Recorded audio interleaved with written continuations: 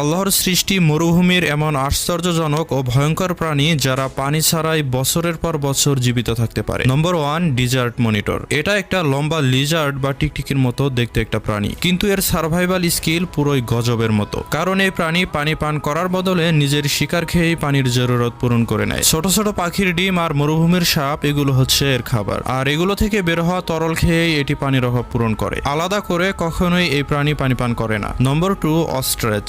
এটি হলো পৃথিবীর সবচেয়ে বড় পাখি, যেটি প্রতি ঘন্টায় 70 কিলোমিটার গতিতে দৌড়াতে পারে। মরুভূমিতে থাকা এই পাখির বৈশিষ্ট্য হলো এই পাখি তার শরীরে পানি মজুত করে রাখতে পারে। এই জন্যই এই পাখির বারবার পানি খাওয়ার প্রয়োজন পড়ে না। যখন প্রচুর গরম পড়ে তখন এই পাখি শ্বাস প্রশ্বাসের গতি কন্ট্রোল করে শরীরে পানির ঘাটতি হতে দেয় না, এবং তার শরীরে স্টোরেজ করা পানি দিয়ে এটি পানির তৃষ্ণা নিবারণ করে। নম্বর 3, গোল্ডেন মোল। বন্ধুরা, আল্লাহর সৃষ্টি এটি এমন এক রহস্যময় প্রাণী যে তার পুরো জীবন মরুভূমি